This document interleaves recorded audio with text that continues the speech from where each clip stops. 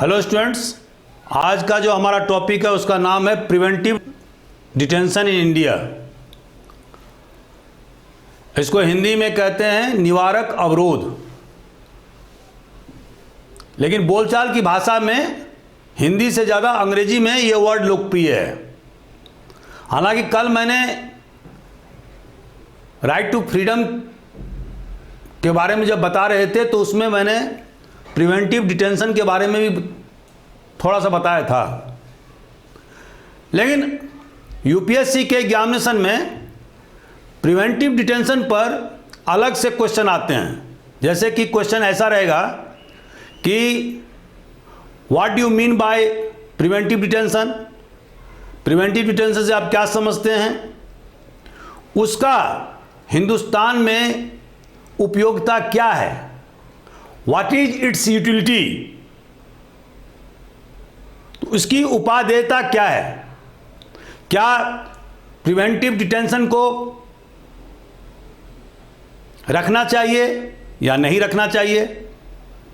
क्योंकि आप जानते हैं कि हमारे देश में जो संविधान बना वो किन लोगों के द्वारा बनाया गया था, जो फ्रीडम फाइटर्स थे। बहुत सारे फ्रीडम फाइटर्स ने अपने जीवन के 5 साल 10 साल जेल में बिताए, और जब उन्होंने संविधान बनाया, हिंदुस्तान के आम जनता को फंडामेंटल राइट्स, मौलिक अधिकार दिया, समता का अधिकार, स्वतंत्रता का अधिकार, शोषण के विरुद्ध अधिकार, धार्मिक स्वतंत्रता का अधिकार, सांस्कृतिक और शिक्षा का अधिकार, संवैधानिक उपचार का अधिकार, ये सारे अधिकारों से जब नवाजा तो आखिर प्रश्न ये उठता है कि हमारे संविधान निर्माताओं ने प्रिवेंटिव डिटेंशन, जिसकी व्याख्या आर्टिकल 22 में की गई है, उसको क्यों रखा गया है, ये ड्रैकोनियन लॉ को क्यों रखा गया है। क्योंकि आप देखते हैं कि जो विकसित राष्ट्र हैं जैसे कि अमेरिका, ब्रिटेन, जर्मनी, तो वहां पर तो इमरजेंसी के दौरान, आपातकाल के दौरान इस प्रकार के कानून बनाए गए हैं, लेकिन पीस टाइम में इस प्रकार के कानून कहीं नहीं है। लेकिन हमारे भारतीय संविधान में इस प्रिवेंटिव डिटेंशन को आर्टिकल 22 के तहत में हमेशा परमानेंटली रखा गया है। आखिर क्यों, उसके रीजन क्या है, तो इसके बारे में मैं अभी आपको बताऊंगा। दोस्तों, डिटेंशन, अवरोध का 2 भाग होता है, जैसा कि मैंने अभी यहां बताया है, पुनिटिव एंड प्रिवेंटिव। अब पुनिटिव मतलब क्या होता है? पुनिटिव मतलब होता है कि जब कोई व्यक्ति अपराध घटित करता है और उसको कोर्ट से सजा मिल जाती है तो उसको आईपीसी के विभिन्न धाराओं के तहत में उसे सजा दी जाएगी। जिस धारा के तहत में उसके खिलाफ में प्रथम सूचना पत्र दर्ज हुआ है, हो सकता है 10 साल की कैद की सजा दी गई हो या 2 लाख रुपया जुर्माना कर दिया गया हो, सजा किसी प्रकार का हो सकता है। वो प्रथम सूचना पत्र में लिखे गए धारा के अनुरूप किसी व्यक्ति को सजा मिलती है और उसके बाद उस व्यक्ति को जेल जाना होता है, तो उसको बोलते हैं प्यूनिटिव। प्यूनिटिव में आप अगर कोई अपराध घटित करते हैं तो आपको सजा मिलेगी। यह सभी देश के कानून में ऐसा है। लेकिन प्रिवेंटिव में क्या है? तो अगर प्यूनिटिव को आप प्रोएक्टिव भी कह सकते हैं।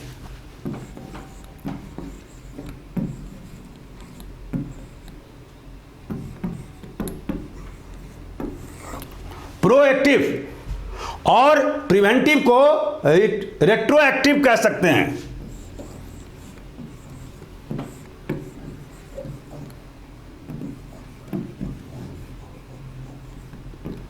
रेट्रोएक्टिव।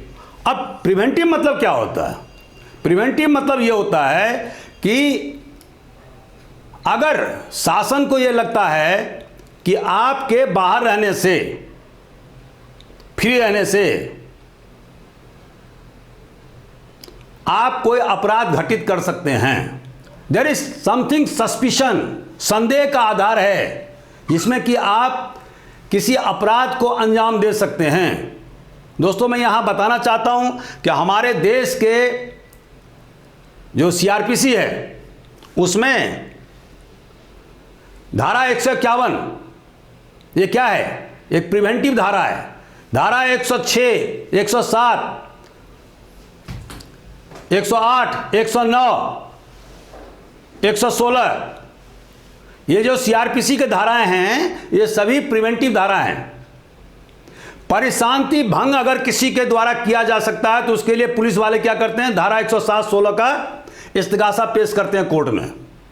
उसी तरह से किसी व्यक्ति को एक धारा 151 सीआरपीसी के तहत में गिरफ्तार किया जा सकता है और उसको एग्जीक्यूटिव मजिस्ट्रेट के सामने में पेश किया जाता है, not judicial magistrate but executive magistrate. तो ये सब धाराएं हैं, लेकिन यहां पर जो प्रिवेंटिव धारा है वो क्या है? आर्टिकल 22 में वो एक ड्रैकोनियन धारा है, बहुत गंभीर धारा है, जिसमें कि शासन को अगर लगता है कि किसी व्यक्ति के बाहर रहने से उसके द्वारा अपराध करना संभावित है, नंबर एक। नंबर दूसरा कि उस व्यक्ति के खिलाफ में अनेक प्रकार के आपराधिक कृत्य के जानकारी हैं, लेकिन पुलिस के पास में या प्रशासन के पास में पर्याप्त सबूत नहीं है।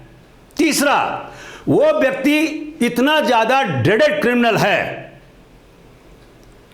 कि अगर सबूत शासन के पास में, पुलिस के पास में है भी, तो कोई भी व्यक्ति उसके खिलाफ में गवाही देने के लिए तैयार नहीं है। और ऐसी परिस्थिति में क्या होगा कि सामान्य कानून के परिस्थिति में यदि उसका विचारण किया जाएगा आईपीसी के तहत में, तो वो सजा नहीं पा सकता है, क्योंकि उसके खिलाफ में कोई गवाही देने के लिए तैयार नहीं है, क्योंकि वो एक ड्रेडेड क्रिमिनल है, एक बदमाश आदमी है, मसल पावर से लैस है, वेल्थ पावर से लैस है, वो अपने इलाके का बहुत बड़ा गुंडा है। तो ऐसी परिस्थिति में उससे, उस व्यक्ति से निपटने के लिए ये प्रिवेंटिव डिटेंशन का कानून लाया गया। दोस्तों, हमारे संविधान निर्माताओं ने बहुत ही अनविलिंगली, बुझे हुए दिल से इस कानून को धारा 22 के तहत में, जो कि फंडामेंटल राइट्स का एक पार्ट है, उसमें इसको रखा।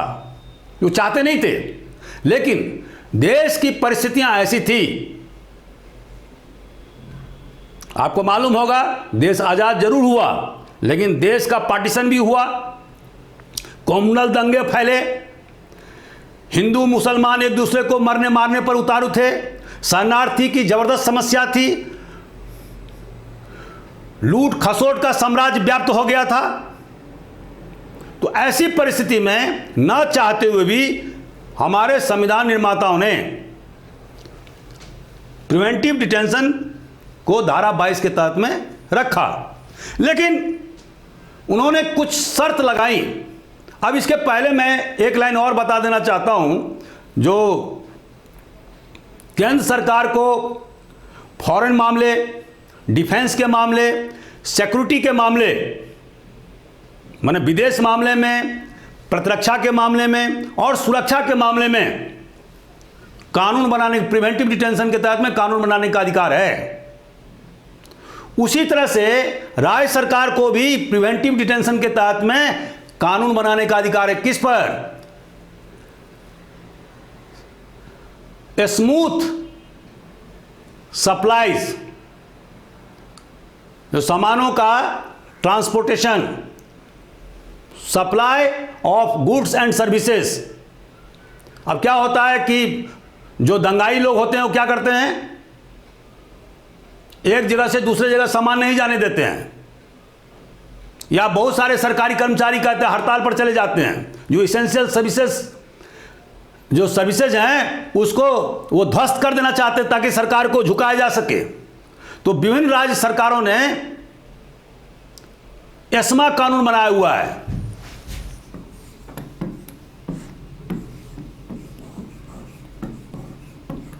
एस्मा मतलब इसेंशियल सर्विसेज मेंटेनेंस एक्ट, ताकि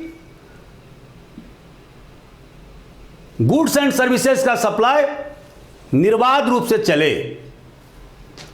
तो दोस्तों,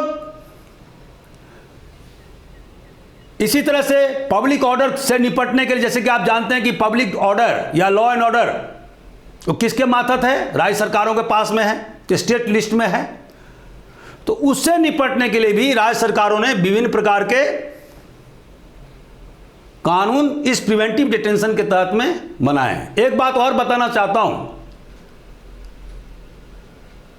कि यह जो प्रिवेंटिव डिटेंशन जो धारा 22 में उल्लिखित है वह सेल्फ इंप्लीमेंटिंग कानून नहीं है। मतलब इस धारा के तहत में आप कोई एकाएक कोई इसके तहत में किसी को सजा नहीं दे सकते हैं। इस धारा के तहत में आपको अलग से कानून बनाना होगा। जैसे कि केंद्र सरकार ने नेशनल सिक्योरिटी एक्ट NSA 1980 में बनाया। उसके पहले 1971 में maintenance of internal security act बनाया था, जिसको मीसा शॉर्ट में बोलते हैं। उसी के तहत में 1950 में प्रिवेंटिव डिटेंशन एक्ट बनाया था, जिसको कि उस समय के उप प्रधानमंत्री और गृह मंत्री वल्लभ भाई पटेल ने 1950 में संसद से पास कराया था, जो 1 साल के लिए पास हुआ था, लेकिन वो 1969 तक चला। उसके बाद में वो डिसकंटिन्यू हो गया। उसके बाद में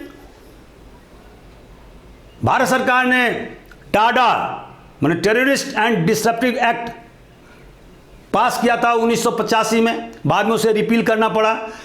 फिर पोटा प्रिवेंशन ऑफ टेररिस्ट एक्ट 2002 में पास किया था, फिर उसको 2004 में रिपील करना पड़ा। अब भारत सरकार ने जो 1967 में UAPA कानून बना था, उस UAPA को और सशक्त कर दिया है। और जो पहले टाडा के माध्यम से या पोटा के माध्यम से काम किया था, अब UAPA के तहत कार्रवाई की जाती है। तो उसके बारे में हम बाद में बताएंगे। हेलो दोस्तों, मैं Akhilesh Jha, senior IPS officer.